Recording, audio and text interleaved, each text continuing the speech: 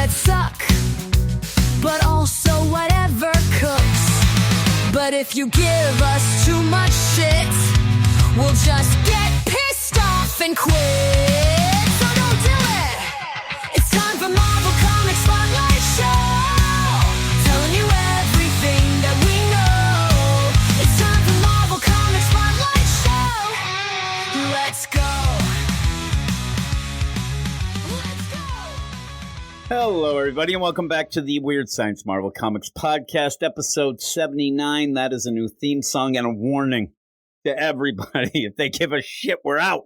We are out. So maybe they'll use that as a way to get us an out. But we won't mind. I'm here with my man, Matt. What up, Matt? What up, Jim? Would you mind? We'd just be like, screw it. That's a good excuse. You know. Somebody asked me the other day, do you guys still do that Star Wars podcast? You haven't been paying attention. I think Sully took over that one, so we're good there. A year and a half. Yeah, one issue. He likes Star Wars stuff that I don't like, and I'm sure he'll show up. We end the show, and then I realize, oh crap, I might be talking to Sully, almost as a training exercise to get him into the stuff, so we could talk some DC. Is really the deal. But me and you are here to talk two books. We seem to always talk a spider book, much to the chagrin of everybody who tells us that. But we also have Hellhunters again. These are like our standard deal. We have like 4 books that they are come standard. out every 2 weeks, it seems like. With I think they're trying to rush that Hellhunters out to finish because it is the penultimate issue. It's funny. We have Spider-Man penultimate issue of this 8 Deaths of Spider-Man. And it is funny. The 8 deaths now, it just dawned on me that the 8 deaths are 4 of his and then 4 of, almost 4 of his loved ones. It was 3 of his loved ones and that rando that ended up on the street, but still not great. And we will be starting with that. And what the heck? We'll just get right into it. We're going to start with Amazing Spider-Man number 69, dude. And it is written by Joe Kelly. He's back. Doesn't do much good, right? But we have Ed McGuinness on pencils, Mark Farmer on inks, Marcel Menez on colors, DC Joe Carmagna on letters. At this point, you can only shine a turd so much is the problem. There's no way at this point, penultimate, that I think that anything could really be resolved enough that we could say that this was worth it. We've already gone through too many issues, too many even death issues and stuff like that to realize there wasn't much here. This was a placeholder type deal. It seemed to be treading water and I ended up throwing my hands up. Oh no. I just threw what my did you break? phone. It was my phone. Yeah. I'll check that later. But with all that, did you hear that? What happened? Yeah, it went right on my door. With all that though, if we had Paul die, it might have been worth it. But this whole thing, what was this contest? And I'm gonna ask you that because I'm gonna read the recap, and you tell me if this recap tells you that you would even know that there's a contest. This is why I said to you before we started, I'm going to read the recap, and we usually don't anymore because, first off, issues like this, and I've told you, the longer the recap means the more bullshit that they didn't explain, and they tried to explain. Me and you stopped doing the recap because half the time it was stuff that was spoiled that we never even knew before. That's true, and it's just paragraph after paragraph of nonsense. And you can tell when I'm just saying to people in general, if you're reading and you start thinking, man, this arc isn't doing very well, I'm telling you, almost all times, 9 out of 10, watch, and the recap starts getting longer and longer. It's because they aren't doing a good enough job of explaining the story in the book that they try to push things through in the recap. Yep. And that's not good. Why we're not? You don't buy the book for a recap. I appreciate a good recap. I've always liked that about Marvel, but not these kind of recaps. Yeah, usually what you get is a basis of the story, and then a couple sentences of what just happened in the issue, and some character shots of who's in the book and descriptions. Instead, we'll get this one. It's part 9, by the way. Acceptable losses. Dr. Doom, as Sorcerer Supreme, chose Spider-Man to take his place as Earth's champion against the 8 Scions of Sidorak. There you go. Not even a contest is mentioned. It makes it feel like the 8 Scions are showing up to Earth to fight, And Dr. Doom ran and gave it to him. This is what gets on my nerves, because this whole thing, they can't even define what this thing was in the recap. To defend against this threat, Doom granted Spidey arcane armor and 8 life-restoring reeds of Ragador. The X-Men didn't let Spider-Man stand alone. No. The X-Men showed up because Spidey let them stand alone. Yep. Spidey quit.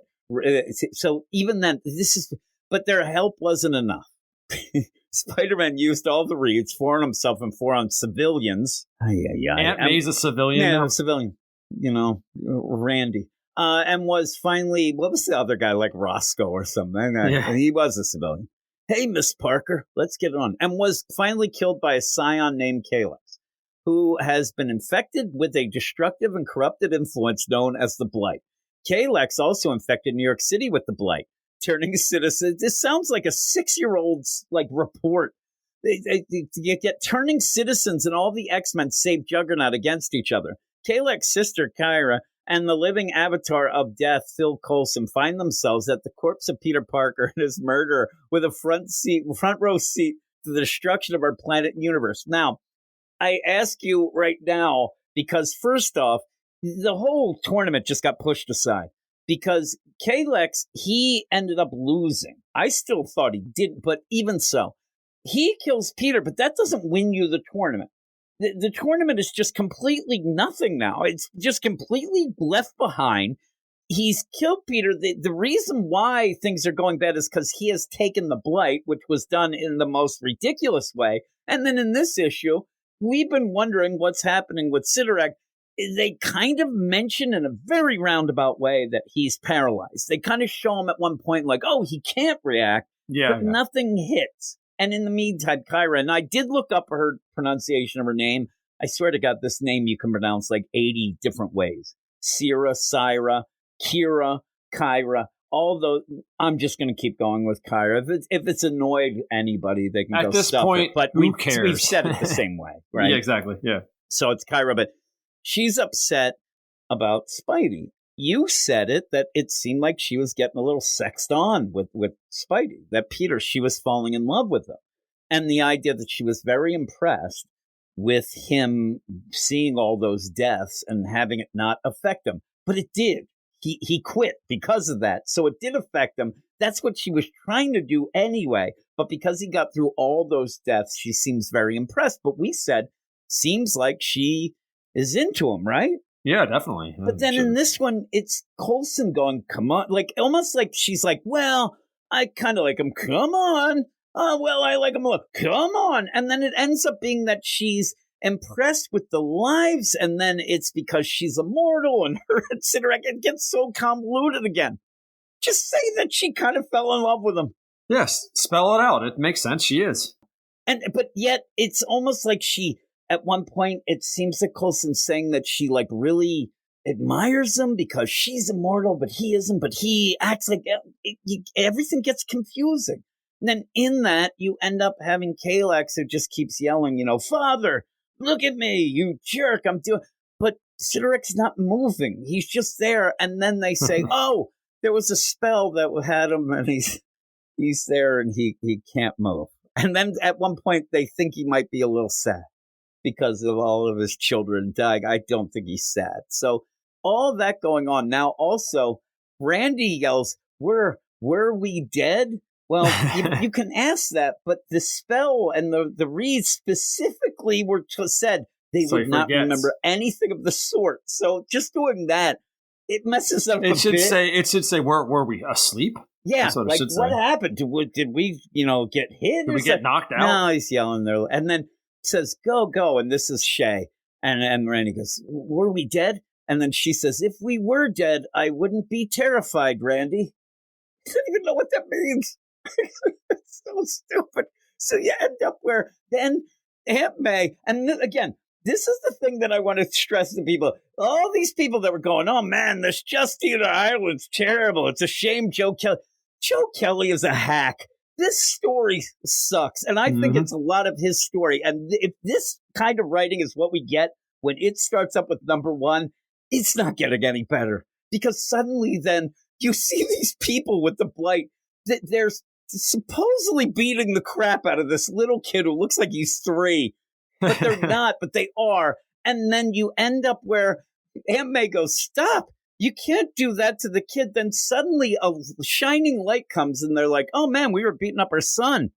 Man, let's get out of here. That scene just ends because it's Doom going, but Doom looks like he's like blasting them, but he's not. But then he blasts the astral projection of Doctor Strange to send him down. It makes no sense. With the same weapon. It's the same thing. It looks like the same thing. Yeah, no difference. Maybe he was trying to kill these people. He's like, you jerks. Like, what is going on? And then you have Doctor Strange rightfully says, hey, Doom, you piece of crap. You ditched Peter. Now, in that, he's not saying anything really about, man, Spider-Man's dead. Like, he's more concerned about this whole thing again. You were Sorcerer Supreme, then says, you were supposed to be here when the Blight came, but you didn't know the Blight was going to come. He didn't leave. You have completely thrown that tournament out, not even having Strange say, Doom, you were supposed to fight in this tournament. You could have defeated whatever. Now it's, you didn't want to fight the Blight. You didn't know the Blight would be there. That was like a last second craziness by Kalex. They can't even get the story right. And then again, can you blast the astral projection? Because he certainly does. He blasts them down. I didn't think he could. No. So he blasts them. And he goes down. But even that doesn't do anything. And if you're going to do something here, play the idea of, hey, Strange, you piece of crap, you lost this whole thing, whatever it would be. But it's just nothing. Nothing's referenced. Nothing's going on. Poor Doctor Strange. He's having problems, in a murder mystery in Asgard right now, too. So that's weird. So then you just keep going and you have basically Kalex is like, my dad, I'm going to show him. I'm going to show him. I'm going to show him. And that's where you have Coulson say to Kyra, you didn't care about any of this until you did. Almost what Peter had happened, but says, and then she says, until Spider-Man endured the deaths, I showed him. Wrong. You're so close, Kyra. You're so close. Not the deaths. And then she goes, the lives.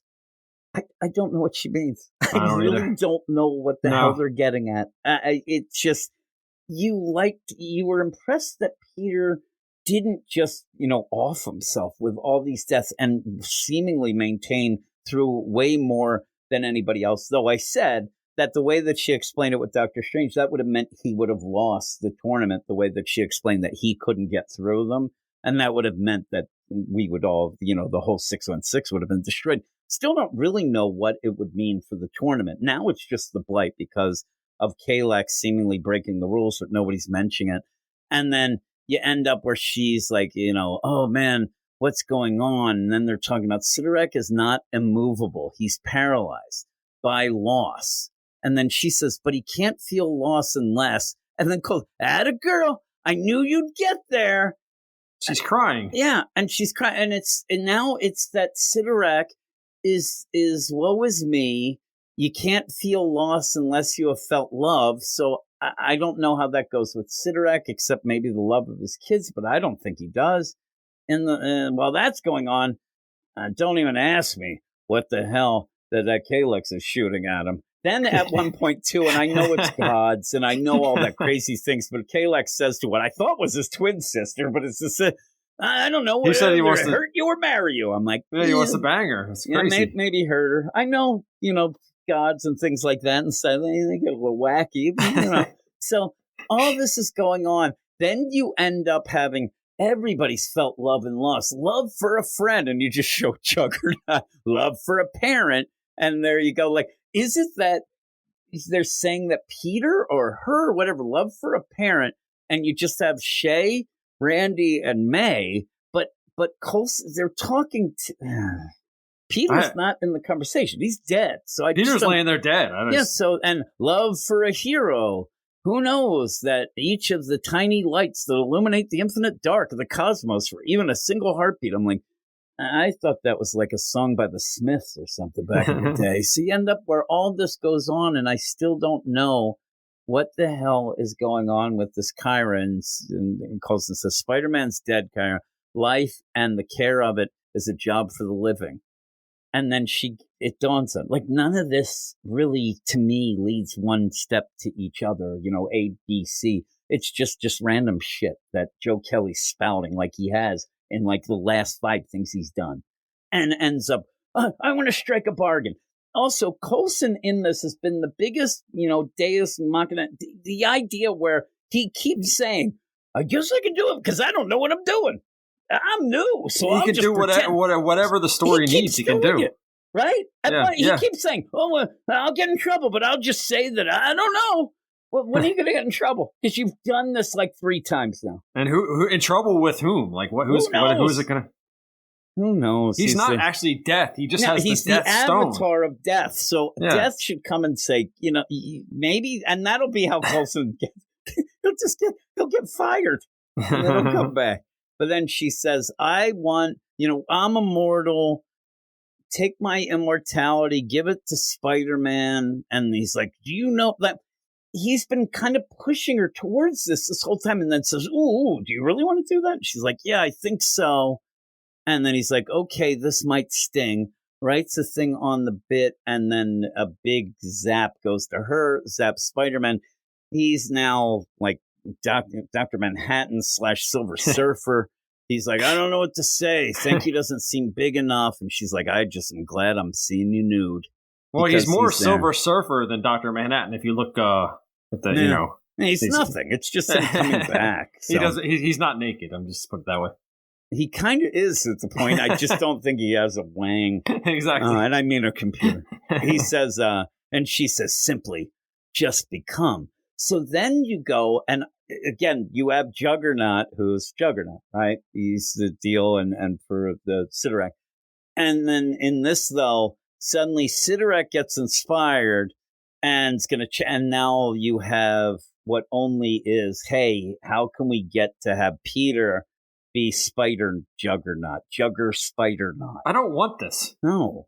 And it's the, penultimate issue, and now he's a Juggernaut. Where's the regular Juggernaut, though? He's still just hanging out, too? Still. He's just fighting everybody with the plate, yelling, snap out of it, X-Men. Yeah, so now there can just be 2 Juggernauts? That's what I'm saying. Is now all of a sudden the idea that he kept Marco's... Now, does he have to take it from Marco, and now Marco just gets killed? Like, what's the deal? It's only just to have a Spider-Man Juggernaut. That's it. It barely makes sense. It's nothing in the story. This whole story sucks. This tournament was nothing. It's just a bunch of bullshit until we get to the new number 1. But please, this is the nonsense again that we had with the Beyond crap to get into Zeb Wells run. It's not getting better. This is exactly like that, because why we have new runs with new creative teams, and then we have those same creative teams leading into it. It makes no sense. This is so stupid. This has been awful. The only thing that they did right was to get Justina Ireland involved, because she seems to be taking the weight of the flack. Joe, I said it already. This story and everything that I've read from that WW3, that Wolverine Deadpool book, also the Unstoppable Spider-Man and that Savage Spider-Man have been terrible. He is a hack. He can't write Spider-Man anymore if he ever could. And it's still just Nick Lowe being a jerk. So it's at the point where I'm just sick of it. But if anybody says to me, well, then don't review it, dude. It's still Spider-Man. It's supposed to be good, and it's a big book, and we hope that it's good, but this is... It's my favorite character and my favorite comic. Like, I should be able to read this without getting angry. If we were going to the store and I kept buying it and whatnot, and then you said, well, it's your fault for whatever, but we have to talk about books each week. And unfortunately, at the moment, Spider-Man is still supposed to be one of the bigger books, and we don't like a lot of other things at Marvel anyway. That's the problem. Even Sully, people are like, oh man, he's positive. He hates it. It takes a lot for him to hate it, because again, he kind of goes into things and he just like, just go through. We have to sit here and talk about it. It's just I will say that I really like the art in this issue. I thought Ed McGuinness definitely stepped it up. I'm telling you, I thought Rec Rap was showing up. I thought that Rec Rap... if you look at it though, that basically is Rap at the end as a Juggernaut, just with a Juggernaut helmet. Yeah, it's basically the same. Yeah, I thought he was going to be the one to give up. I thought they were going to get rid of him. There's still one more issue. He could show up. I just thought he was going to give up his life for the deal unknowingly. But yeah. And then you have next 70, and it's just there for a cover. It's there for people, for collectors to grab it. It's just nonsense. But why are we ending a run with a guy that didn't write the run just to start another run with him in it? I don't think that he was originally going to write it. They had this and they couldn't find it. It's been known that people keep turning it down. I think rightfully so. I think they turned it down because when they probably oh, Nicola, well, I'm going to tell you to do this, this, and this, and you have to do that, and you can't do that. And they're like, screw you. So he gets his buddies from, One More Day. That's all these writers. It's been writers. Zeb Wells was on that, and so was Joe Kelly. So that's all you're getting. You're getting his buddies that already ruined shit, so what do they care anymore? And I don't think that Joe Kelly... But it's a joke, Joe Kelly though. was their first pick, then they... Well, imagine check. you're just a regular person not reviewing stuff. You're reading this, you hate this story, and then all of a sudden you get hit with a number one by the same crappy... It was... When you do this, it's not a big... That's why there wasn't a big to-do. People were like, okay, and they were wondering if this was going to be good, and it wasn't. But then they start blaming Justine Ireland. I mean, Pepe Larraz, I think, is the artist. He's good, at least. I mean, that's something. Jr. is going to be on some of the issues as well. Yeah, so I mean, they always get the better artists, so at least that's something. We'll see. I don't know. But it's not good. And this issue, it's just a mess. They've painted themselves into a mess corner that they can't get out of because they never really did anything. We say it all the time. It was a foundation of sand. You were building on nothing. And then what do you get that from building on nothing? Nothing. You get at the end and you can't even have an idea of what the story was. If you said to Joe Kelly, what was this tournament? He couldn't tell you because it was nothing. Yeah. And we're also assuming that, well, probably incorrectly, at least I am, that they'll reset and not talk about any of this. But I have a feeling this is going to be the backbone of whatever goes forward. I know that he said that. You think they're going to get rid of this crap? I just think that, but that's the thing. What crap? Like, you know what I mean? Sad sack Peter. That I think that's how he writes them. And I don't think that they're going to be sitting there every issue and say, man, it sounds a sitter. I hope not, man. Because I don't even know what at the end, like if you said that he had to put away some of the toys aren't even out. The toys are broken. They're just ridiculous. But what would you give it? I'd give it a 4, and that's only because of the art. I mean, I can't give it lower than that. I'm giving it a 3, and I think the art's it's like 4. a 1 for the story, though. I think it's a negative. -1 story. It's just bad. It's just bad. But it's not like, again, people could say, well, the definition of insanity, like that we actually think. But Joe Kelly coming back on, Justine Ireland's issues were a little wonky. He comes back on. I think he's done worse in this than her. So you might disagree, but we're going to move on to the next I like book. Justine Ireland on this. Way I better than this Joe Joe Kelly. The whole thing, like I said, it was never anything. So, oh well, we'll see. Maybe he'll surprise me. But we have not liked much of anything that he's done in the past bunch of years. And he's done a bunch of Spider-Man stuff, and most people didn't care about it.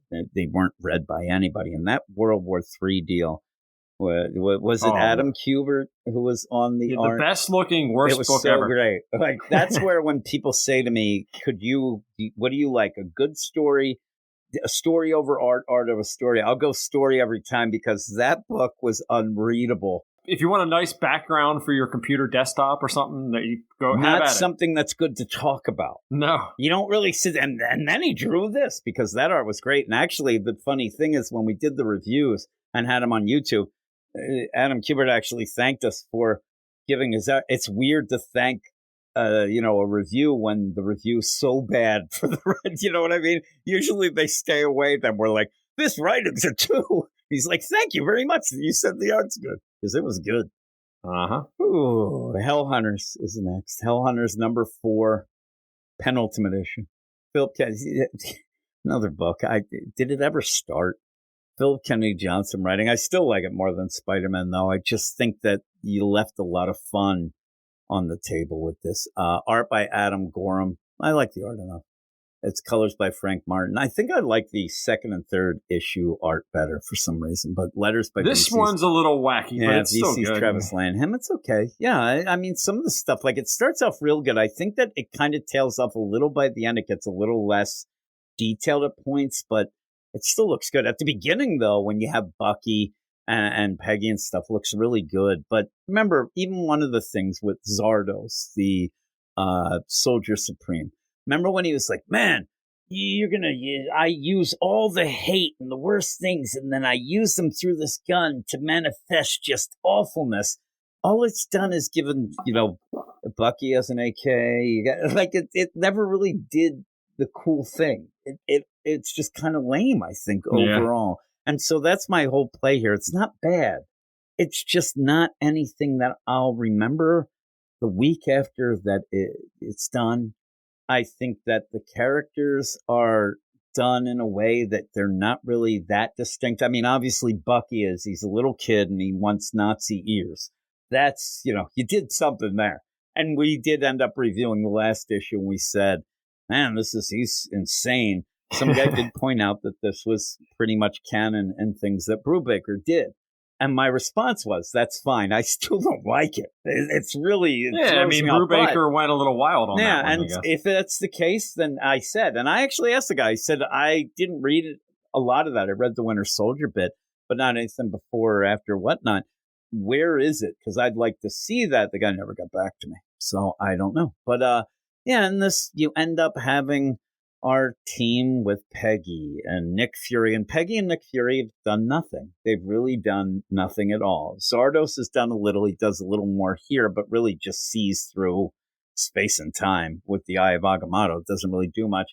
And you have this Romero, who is the Spirit of Vengeance, and Bucky, who's solid gold. I mean, if it wasn't for Bucky, it would be a little like there'd be nothing really to really get excited about, but they're going to try to stop this Bruckner, who is a Nazi, but he also is taken over by the demon Zarthos, who is against this and that. Actually, Zarthos is with Romero. Bruckner is in the Unhallowed. I'm telling you, all this stuff just kind of blends together. Philip Kennedy Johnson. Just blends together in the deal. So you end up having these two spirits they want to fight. So you end up through Bruckner and Romero. So when you do have at one point where they seem to give up, they say, Bruckner's won. He's already taking over. We got to get out of here. You end up having Zarthos in Romero say, no, we don't give up. We keep going. That's fine. But leading to that, they're just going to continue fighting that big monstrosity. What is that, like a mad ball with arms? That's what it seems. It's a big mad ball that ends up, it's fused people. At one point, the one's like, kill me, which I get it. But then the others are like laughing and shit talking like they're fucking Larry Bird, cursing a lot now. But yeah, so in that, one of the things, remember when Logan, he went into that monster, you're expecting him to come out the chest and kill it, but he kind of comes out later. Way later. A little too late. I forgot he was in there. And then they're like, man, Logan, you've been through the mill. You okay? Why wouldn't I be? And then you move on. And actually, you don't move on. You go to see Bucky humming and beheading a Nazi thing. And if this is the play here, this guy may not actually be a Nazi. This monstrosity is just made of tons of different things. And it could be townspeople or whatever. Yeah, this guy's beyond Nazi now. I mean, this thing's a monstrosity and they're just dead, but he's trying to behead it. He's like, man, can I go and get the Nazi ears weren't enough. He wanted the entire head. He wants the whole head. Maybe he's going to make shrunken heads. Look at that smile, man. Oh, and he's just... And he looks like he's 11 years old here, too, which is... And then he says, man, I can't smoke and I can't behead Nazis? Man, this sucks. I'm like, now I think it's funny. Like, I thought it was a little off last time. Now it's pretty hilarious. But they're going, I swear to God, at one point, you end up having, I thought it was Nick Fury talking, but it was Romero because they look so similar. Then gotta get that eye patch on Nick. He doesn't work without that eye patch. He just doesn't. Then Logan comes out of this thing, says, why wouldn't I be bad? Then you end up getting the Soldier Supreme, shoots the deal, and then says, and they're like, man, what just happened?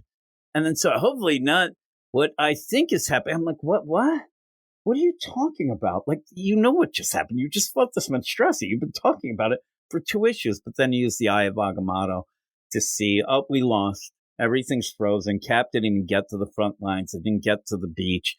Everything's going down. We might as well leave. Romero flips out and starts yelling, I'm not giving up. We have to stop Bruckner. And then with that, Zarathos comes out and says, I'm Zarathos. I spared Salvador Romero from death, and now he has a task. He's got to take care of this Bruckner. And Bruckner said, and that's it.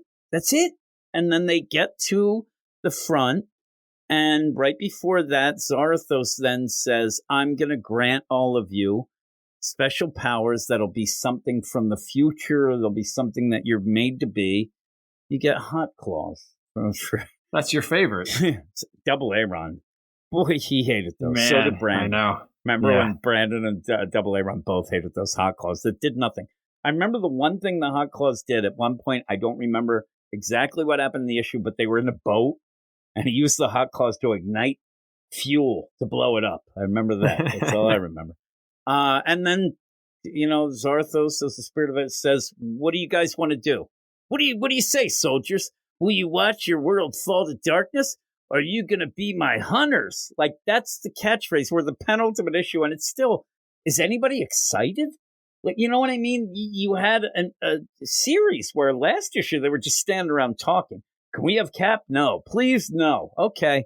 And then they grab Bucky. Then in this, and then even the end, and then this, a lot of it's just fighting that monstrosity to then say we're going to go get, Bruckner, who is leading his undead army, and they just end up showing up, and that's it. That's it. And Bucky is like the soldier, or the spirit of vengeance. Bucky now, everybody's, on fire. Everybody's on fire. Logan has horns. You got a plane. At one point they said, if we can find a plane anywhere, Peggy can fly anything, but she's on a motorcycle. Yeah, no, he's on the plane, but he was an airborne guy. Doesn't really mean he knows how to fly the plane, but I guess he does, and here he goes.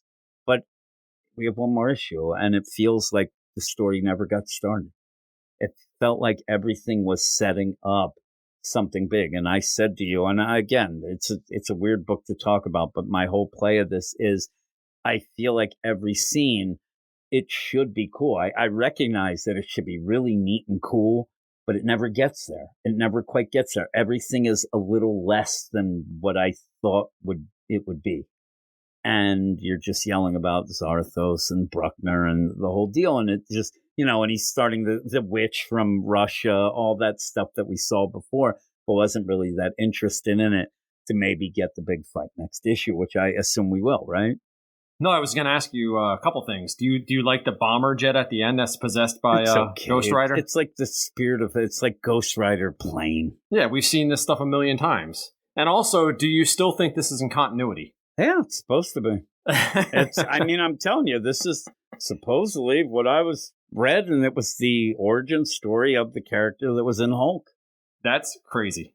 Not that I'm just saying that they would ever telling you what'll proclaim happen. that. We'll see by the end. What'll happen is all of a sudden, all these things will be sucked to hell, and then they'll go pop, and then everything will be back to what it was. Yeah, we need something like that, because this is just weird. It's just ridiculous. It's just weird.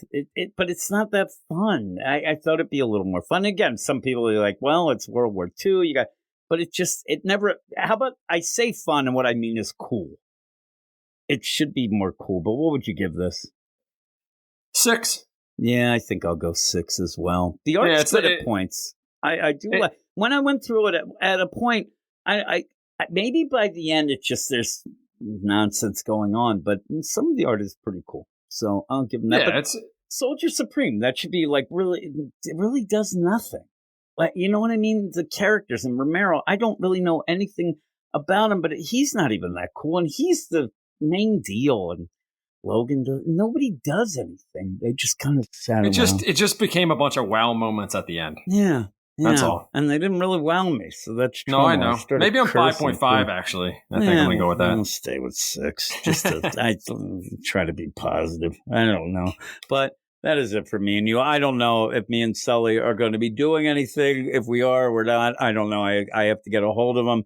There's a couple things. That he likes the boom thing. We'll probably be he doing loves that. So we'll probably do that. So we're going to say goodbye. If you hear the theme deal going, that means no more, but you might hear me and Sully right about now. Well, me and Sully did end up talking. We did talk about Sabretooth the Dead Don't Talk number 4 and Nick Fury versus Fin Fang Foom number 1. We did it live on YouTube, on our YouTube channel, Weird Science Comics. And for some reason, as I was doing that, I was also recording it for the podcast, which was what I end up doing. I end up editing it down and stuff like that. But for some reason, the audio, Sully's audio was about 20 minutes less than mine. It just cut off at one point.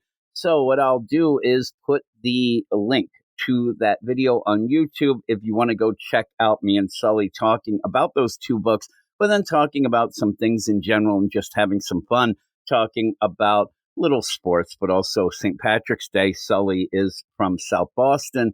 And then also the idea that most people hate Philadelphia and South Boston. We were talking about that as well. And we were having fun with some people in the live chat, but I will put a link to that.